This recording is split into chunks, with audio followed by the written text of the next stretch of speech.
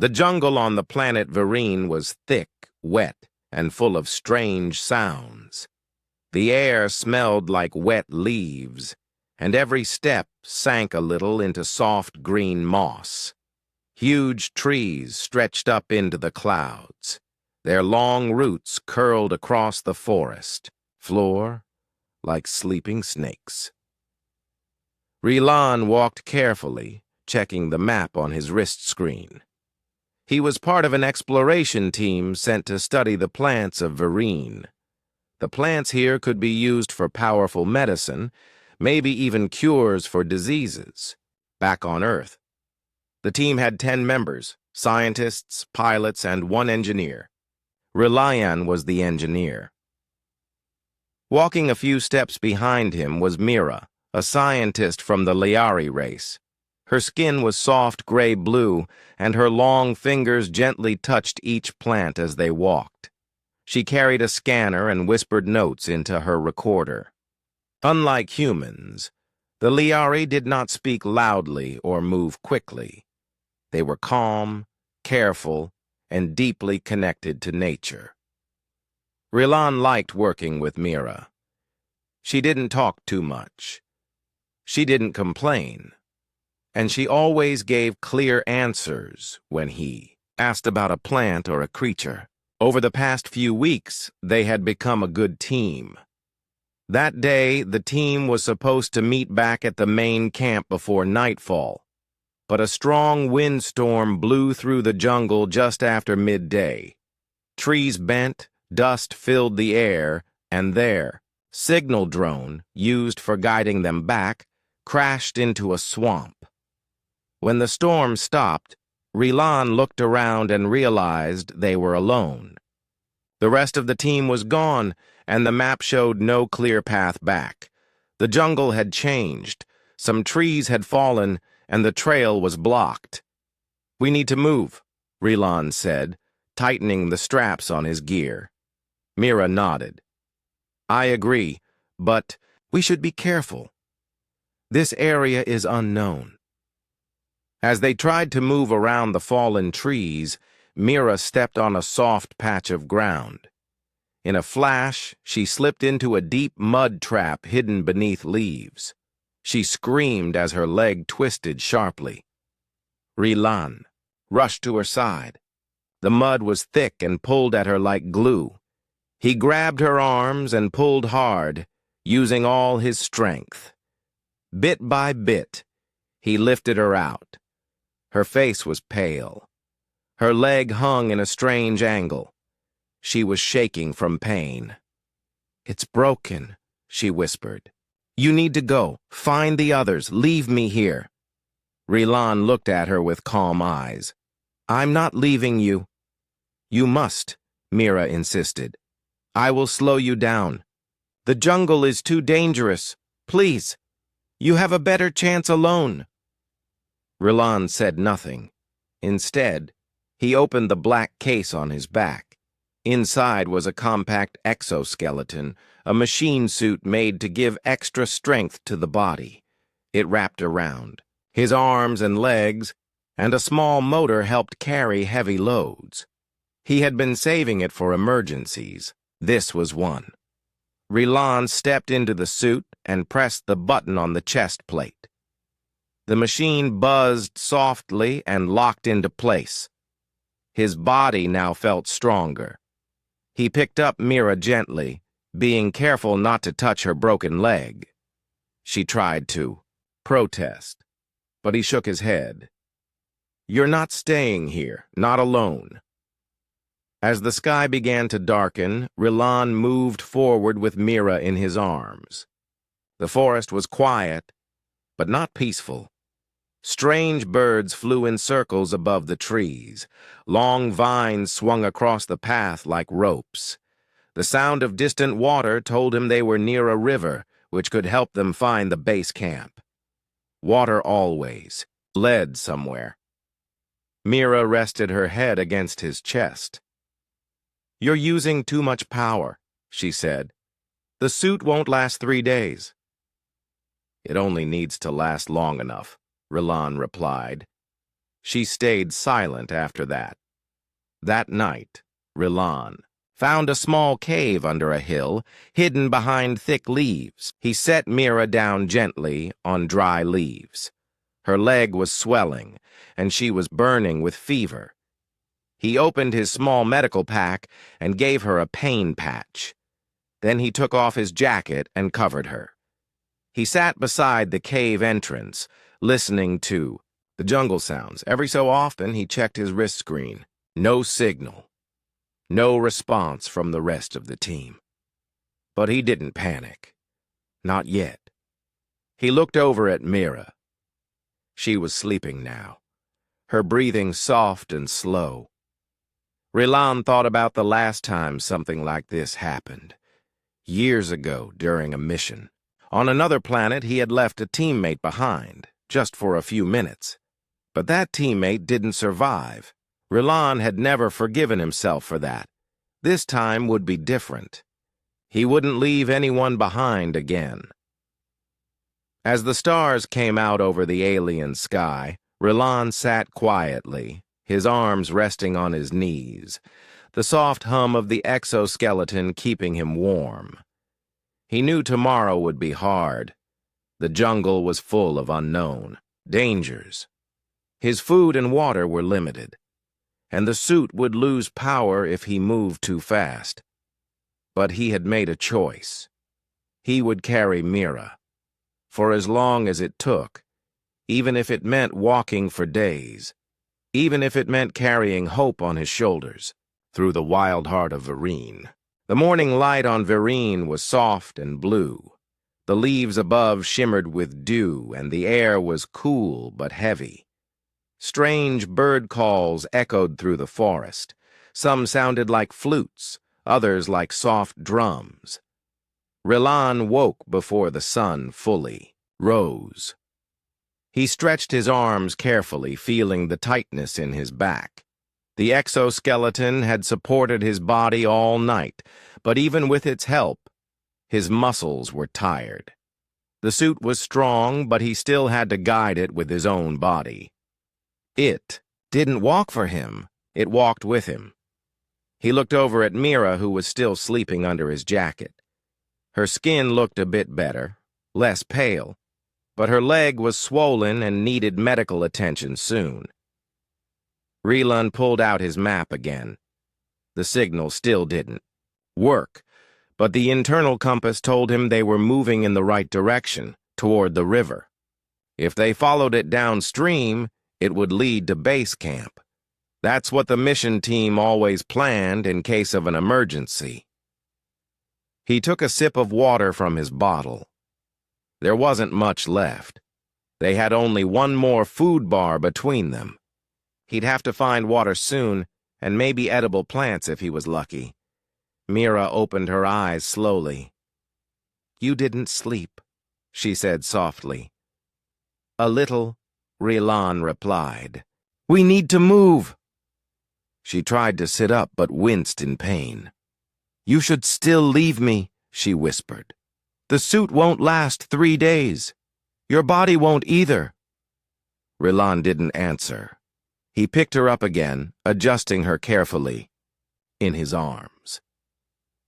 The exoskeleton made a soft, clicking sound as it balanced the weight.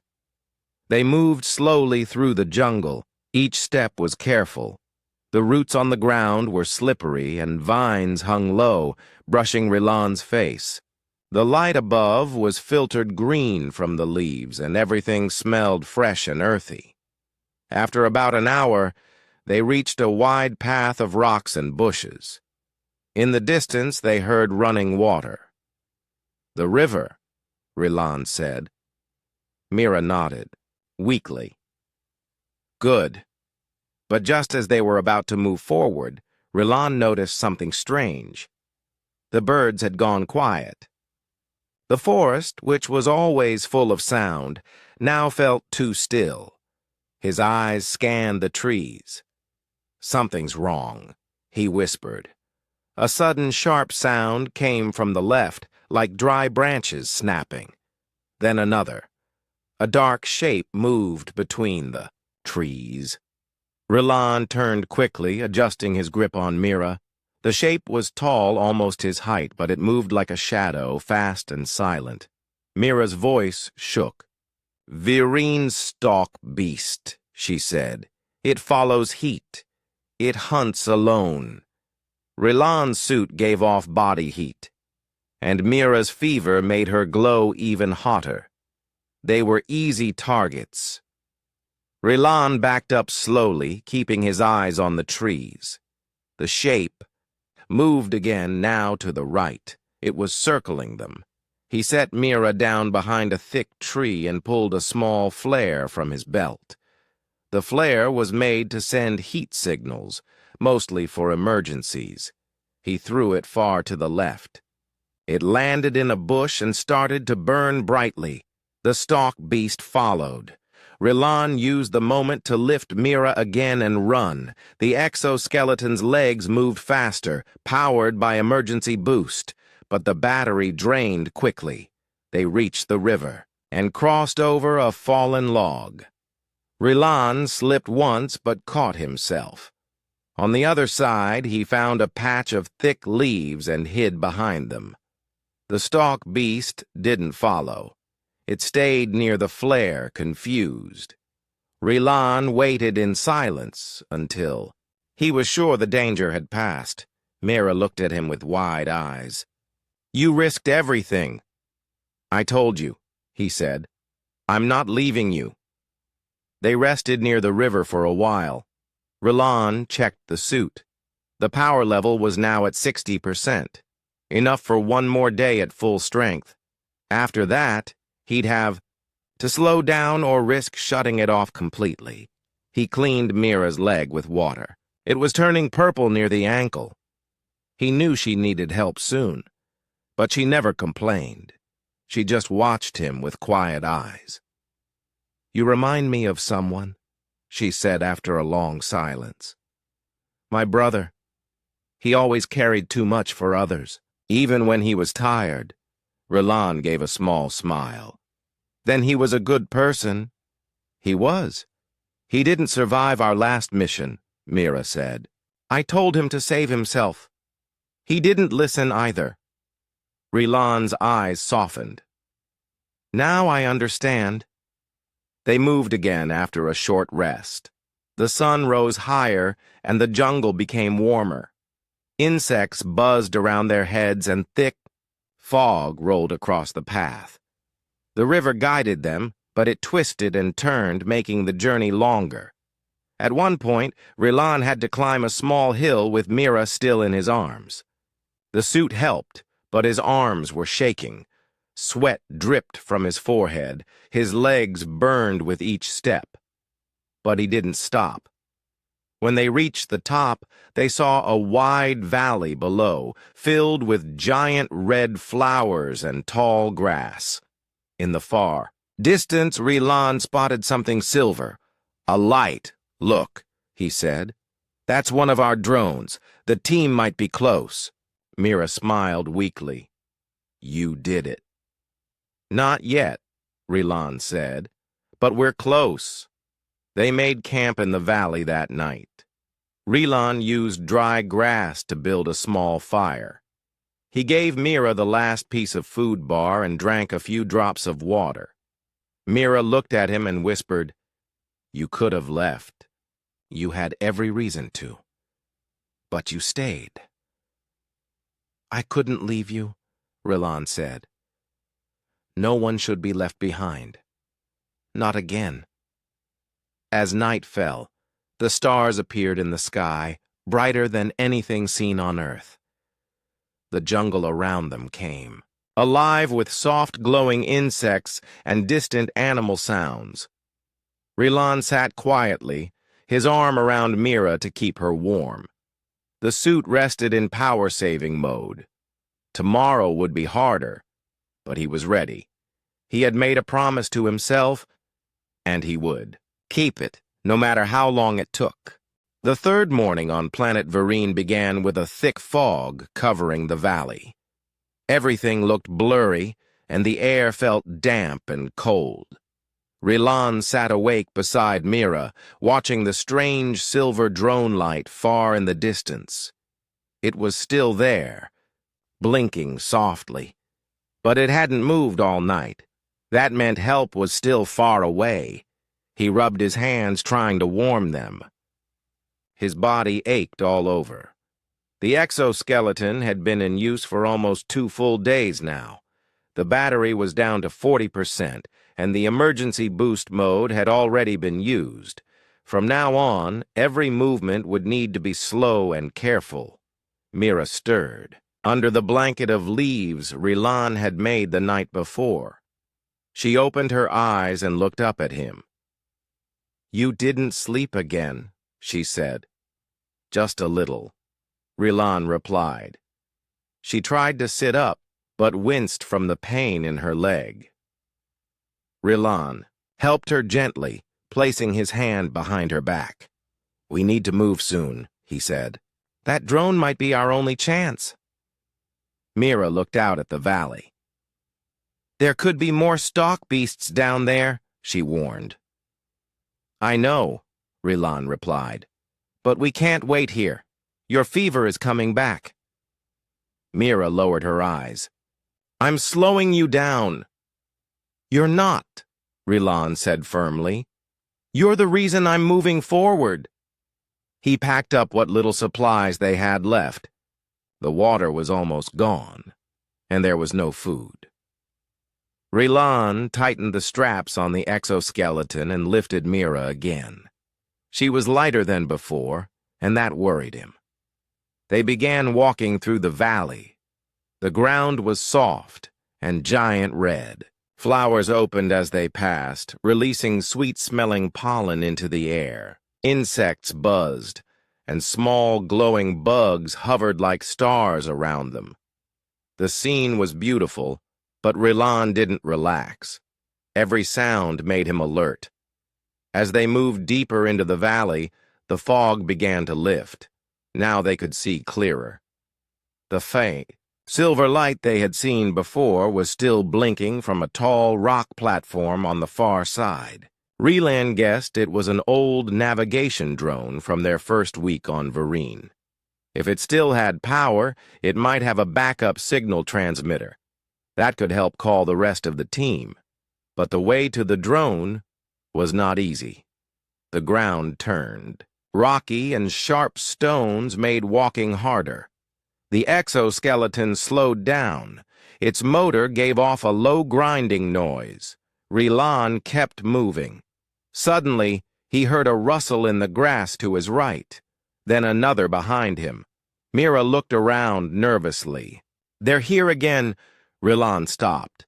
He turned slowly, eyes scanning the area. At first there was nothing. Then he saw it. A dark shape low to the ground, crawling between the tall grass. Another stalk beast. This one looked different from the one before. It was larger and had a longer tail.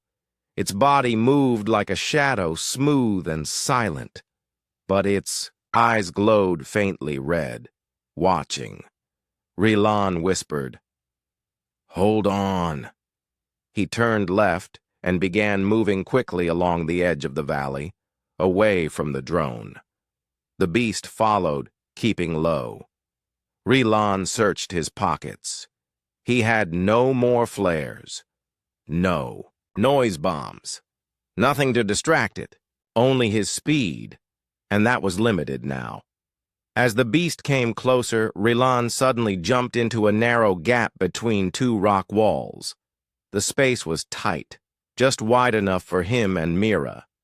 He pressed his back against the wall and held his breath. The stalk beast reached the entrance to the gap and stopped. It sniffed the air, then stepped back. It circled the rock slowly. Mira whispered, "It knows we're here." Rilan nodded silently. He waited for several long minutes. Then he reached down and picked up a stone. Carefully, he tossed it far to the left. The sound of the stone bouncing echoed through the valley. The stalk beast turned toward the sound and ran off. "Now," Rilan said. He stepped out and moved as fast as he could toward the drone. His legs felt heavy, and the exoskeleton's motor was overheating. The heat warning flashed on his screen. He reached the rock platform and gently placed Mira down against the side. Then he climbed up the rock and reached the drone. It was old and covered in dust. He wiped it clean and searched for the power switch. To his surprise, it still had power. The screen blinked faintly. He pressed the signal button. Nothing happened. He pressed again. A small light turned green. Mira looked up at him with hope. "Is it working?" "I don't know," he said, "but it's trying." He climbed down and sat beside her. His chest rose and fell with deep, tired breaths. The suit was now at 20% power. It had maybe a few hours left. Mira placed her hand over his. "You don't have to carry me anymore," she said softly. "You've done enough." Rilan looked at her, his eyes steady. "Not until we're safe." Mira gave a small smile. "You're the most stubborn human I've ever met." "I've been told that before," he replied. As the sun began to set, a soft sound came from the sky. Rilan looked up. A small scout drone flew overhead. It circled twice, then dropped a signal flare. "They found us," Rilan said quietly. Mira's eyes filled with tears. "You did it." He shook his head. "We did." The small scout drone hovered above them for a few seconds. Its lights blinked green, then blue, then back to green again. It was scanning the area, searching for a clear landing spot. Rilan and Mira watched silently, holding their breath. After all they had been through, this small machine felt like a sign from the stars. Then, without warning, the drone turned and flew off toward the mountains in the distance. Mira's smile faded. "Why is it leaving?" Rilan stood up and stared after. It probably sent our location to the team. Maybe it's going back to guide a rescue ship." "Are you sure?" she asked, her voice full of worry. "No," Rilan admitted. "But I hope so." The sun was almost gone now. The sky was turning purple, and long shadows stretched across the valley. The air grew colder with every passing minute. Rilan looked at his wrist display. The exoskeleton power level was now at 12%. That meant they had one more short walk in them. After that, he would have to take off the suit, and he would be just a man again, with sore arms, tired legs, and a teammate who couldn't walk. Still, he refused to stop now. He turned to Mira and gently picked her up again. "We'll move to the high ground.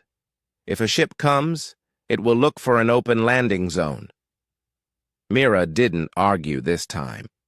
She simply leaned her head against his chest and closed her eyes.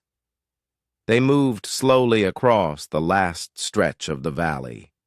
It was a steep climb toward a rocky ridge. Every step was harder than the one before. Rilan felt the weight in his arms, the pull in his shoulders, the burn in his legs. His breath became short and his heart pounded inside his chest, but he kept going. Halfway up, the suit beeped. 10%. He kept going. Small rocks rolled under his feet, and twice he almost slipped. But he caught himself. Sweat poured down his face.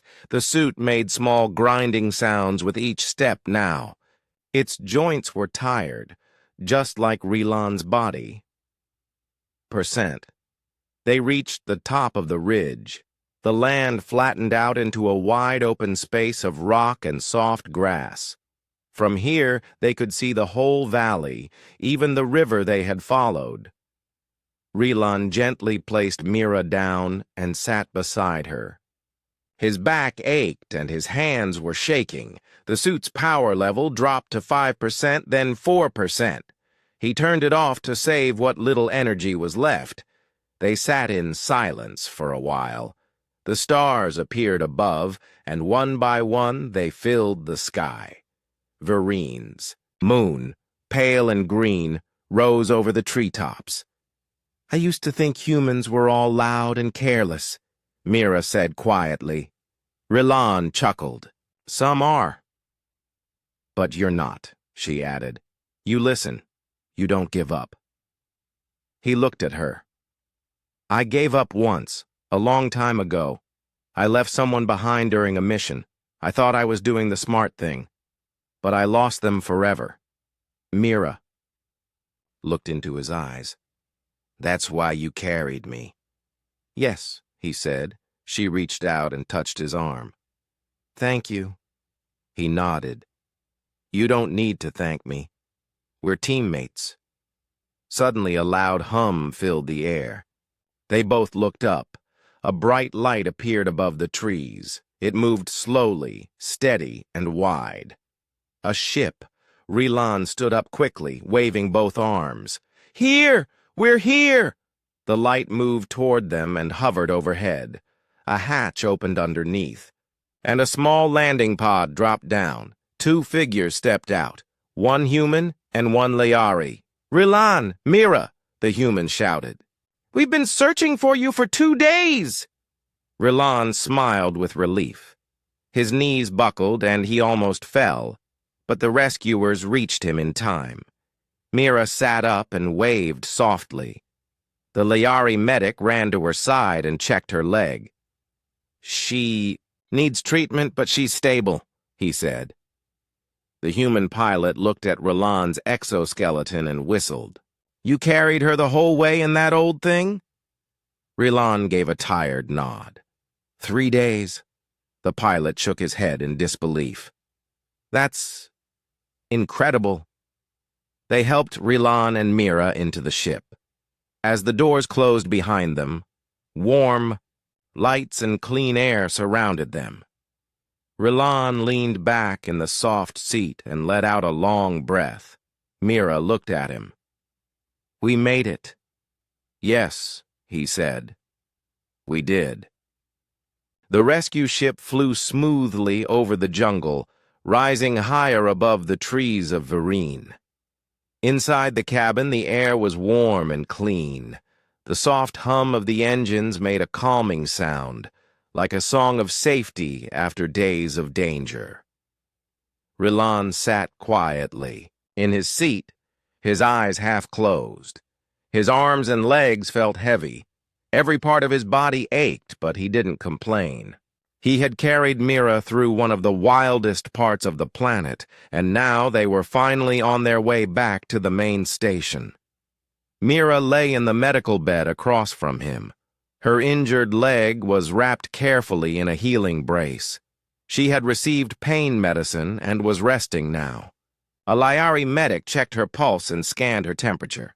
"She will be fine," the medic said. "She just needs rest, food, and more treatment back at base." Rilan nodded slowly. "That's good." The pilot, a young man named Darrow, looked over his shoulder. "You know, everyone at base thought you two were gone. The storm messed up the signal system. We couldn't reach anyone for 2 days." Rilan stayed quiet. He didn't like talking about himself. Darrow continued. "But when your emergency drone sent the location, we were shocked. You were more than 50 kilometers from the main path and carrying someone? That's something else." Rilan gave a tired smile. "I had help," he said, nodding toward Mira. Darrow shook his head. "She had a broken leg. You did the impossible." Rilan didn't respond. In his mind, he still saw the forest, the stalk beasts, the muddy traps and the rocky climbs. Every step was still fresh in his memory. It hadn't felt like the impossible. It had just felt necessary. The ship landed an hour later at the medical bay in the main human Lyari base. Helpers came running, bringing stretchers and water. Rilan tried to walk on his own, but his knees gave out. 2 nurses caught him and placed him on a transport bed. As they rolled him down the hallway, people gathered and whispered, "Is that him?" "That's the engineer who carried the Lyari scientist. He did it for 3 days. He didn't leave her behind." Inside the medical room, doctors checked Rilan's body. His muscles were overworked. His back had strained under the pressure of the exoskeleton. His hands had deep marks where the metal grips had rubbed his skin. But nothing was broken. Nothing was beyond repair. "You need full rest," the doctor said. 2 or 3 days. No movement. Rilan agreed. He finally closed his eyes and let sleep take him. The next day, when he woke up, Mira was sitting beside his bed in a wheelchair. Her leg was still healing, but she smiled when he opened his eyes. "You look better," she said softly. "I feel better," he replied, his voice rough but steady. There was a moment of silence between them. "You saved my life," she said. Rilan looked at her. "We saved each other." She smiled, her eyes shining with quiet warmth. "I told the council everything, about how you never gave up, how you refused to leave me. They want to thank you." "I didn't do it for thanks," he said. "I know," Mira replied. "That's what makes it even more special." Later that day, a small gathering was held in the main hall of the base. The human commander and the Lyari council leader stood together. A crowd of scientists, soldiers, medics, and workers filled the room. When Rilan entered, walking slowly with help, the room went quiet. Then, one by one, people began to clap. It started softly, then grew louder, until the entire room was filled with the sound of applause. Rilan looked around, surprised. He wasn't used to attention. He had just done what he believed was right. The commander stepped forward. "Rilan, you showed what it truly means to be part of a team. You didn't think of rank or reward. You simply carried one of our own when she couldn't walk. And you did it through danger, pain, and fear. You carried her with your arms and with your heart." The Lyari leader added, "Many among our people once thought humans acted too quickly, too strongly, without thought. But you showed us that your strength is not only in your muscles, but in your soul. You have reminded us that courage is quiet, that kindness is powerful, and that no one should be left behind." They handed Rilan a small crystal medal. It glowed, softly, changing color in the light. "This is the first honor shared by both our races," the commander said, "given not for battle, but for compassion." Rilan accepted it quietly. He didn't give a speech. He simply turned and looked at Mira, who smiled and nodded. After the ceremony, Rilan sat under a tree outside the base. The sky was clear, and a soft wind moved through the leaves. Mira came to sit beside him. "So," she said. "What now?" Rilan thought for a moment. "Rest, then back to work." "You'd really go back out there?" she asked. "If someone needs help?" he said. "Yes." She laughed softly. "Of course you would." They sat together in silence for a while, both watching the stars begin to appear in the sky. 2 days passed since the ceremony. Rilan stayed in the medical wing, slowly healing. His back was still sore, and his hands were wrapped in soft bandages, but he could walk on his own now. The nurses often told him to rest, but Rilan was not, used to sitting still. Every hour he looked out the window, watching the sky, the jungle in the distance, and the teams moving around the base. Mira was also healing. Her leg was in a special support brace that used slow pressure to repair the bone. She moved with the help of a walker now, and every morning she came to visit Rilan. They would sit by the garden near the west wing, where small, colorful plants from both Earth and Vereen grew together. On the third morning, Mira brought him a small notebook. "What's this?" Rilan asked. "I've written down everything. That happened," she said. "Not just the journey, but how you kept me alive, how you didn't leave." Rilan flipped through the pages. Mira's handwriting was neat, and each entry was full of small details. How he gave her the last piece of food. How he carried her for hours without rest. How he faced the stalk beast with nothing but a flair and courage. "Why did you write all this?" he asked. "Because others need to know," she replied. "Sometimes people forget that real strength is not just in machines or weapons. It's in care, in loyalty, in staying when others would leave." Rilan nodded. "You should publish this." "I already shared it with both councils," she said. "They're discussing new training ideas based on your actions. Rescue code behavior." He raised an eyebrow. "That sounds official." She smiled. "It is." They sat together for a while in silence, watching a group of new recruits walk across the training field. Some of them looked young, a little unsure, but full of energy. Rilan remembered when he was one of them, quiet, focused, trying to prove himself. "I was nothing special," he said suddenly. Mira turned to him. "What do you mean?" "I didn't come here to be a hero. I just came to fix things, repair machines, stay out of the way." "But you didn't stay out of the way," she said gently. "You walked into danger. You held another life in your arms for 3 days, and you didn't stop. That makes you more than special." Rilan looked down at his hands. "The truth is, I was afraid."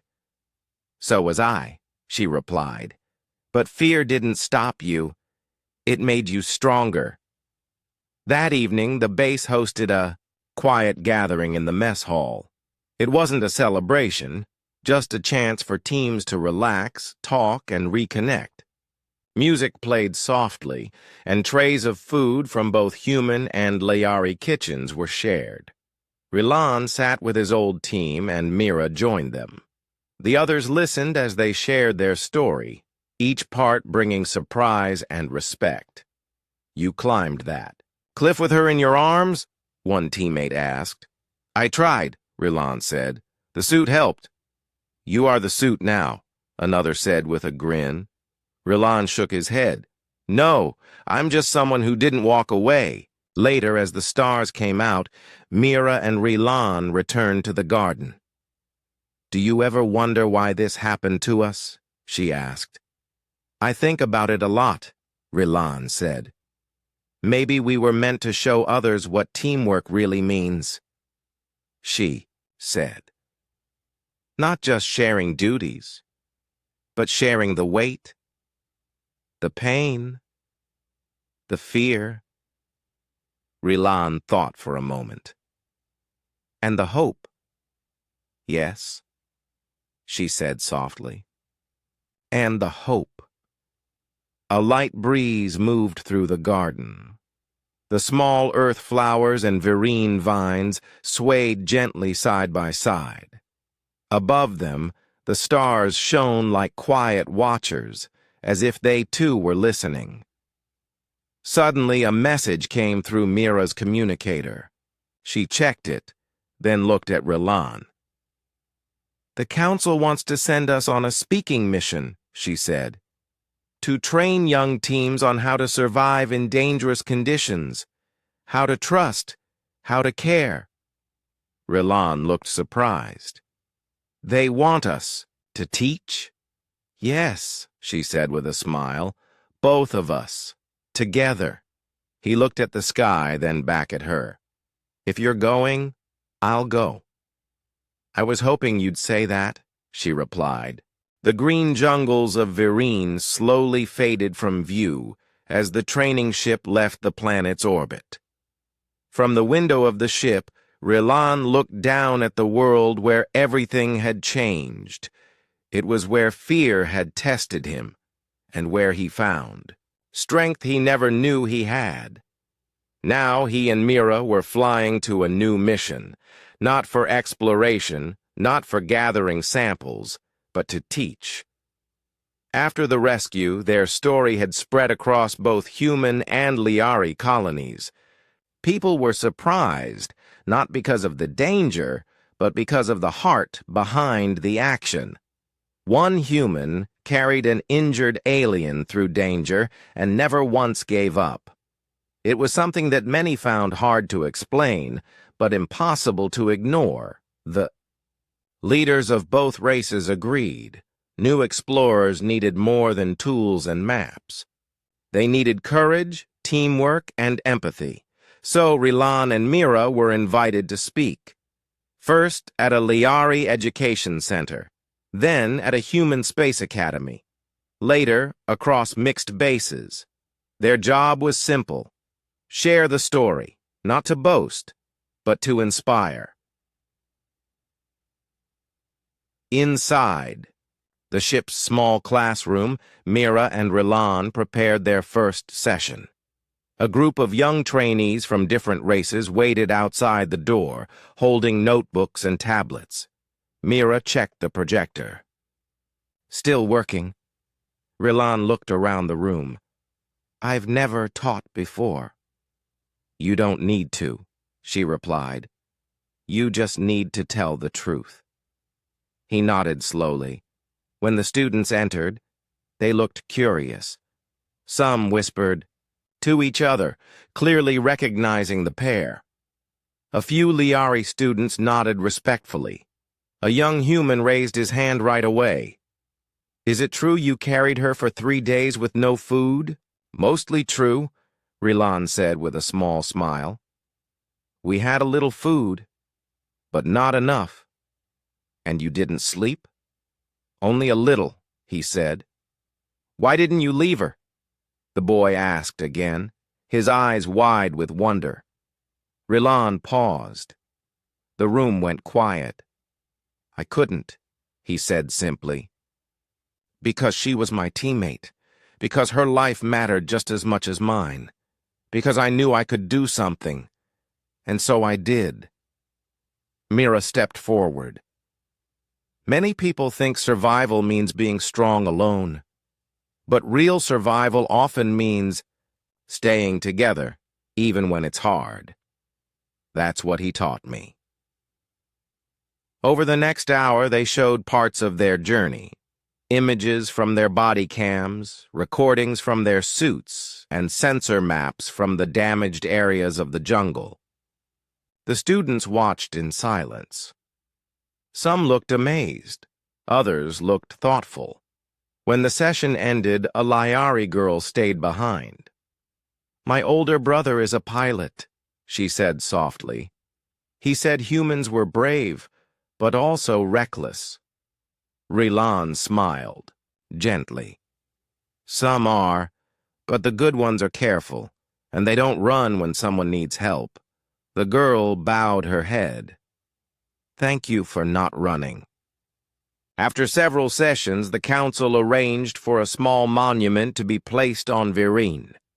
It stood at the top of the rocky ridge where Rilan had carried Mira to safety.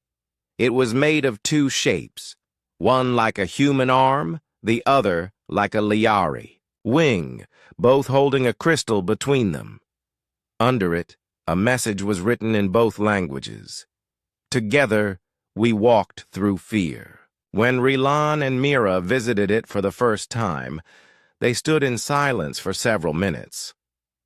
"I don't feel like a hero," Rilan said. "You're not a hero," Mira replied. "You're something better. You're human." He looked at her and smiled. "And you're Lyari." They both laughed. On their way back to the ship, a young explorer stopped them. He looked nervous. "Sorry to bother you," he said. "But I just wanted to say, your story helped me. I was scared about joining the mission, but now I feel braver. Not because I'm strong, but because I understand what it means to care." Rilan placed a hand on the young man's shoulder. "That means everything. Thank you." Before they left Vereen again, Mira took one last walk near the river they had followed so long ago. Her leg was healed now, but she still moved carefully. Rilan walked beside her, his bag light, his heart lighter. The jungle was peaceful this time. No stalk beasts. No storms. Just soft wind, green leaves, and the sound of water. They sat by the river, just as they had on that second night when they weren't sure if they would survive. Mira looked at the water. "Do you ever think about how close we were to giving up?" "Yes," Rilan said. "Almost every night." "And now?" "I don't feel fear anymore," he said. "I feel thankful that I didn't walk away." They watched as a small, glowing insect flew above the river, circling once before disappearing into the trees. When the sun began to set, they stood up and walked back toward the ship. This time, there was no storm behind them, only calm skies ahead.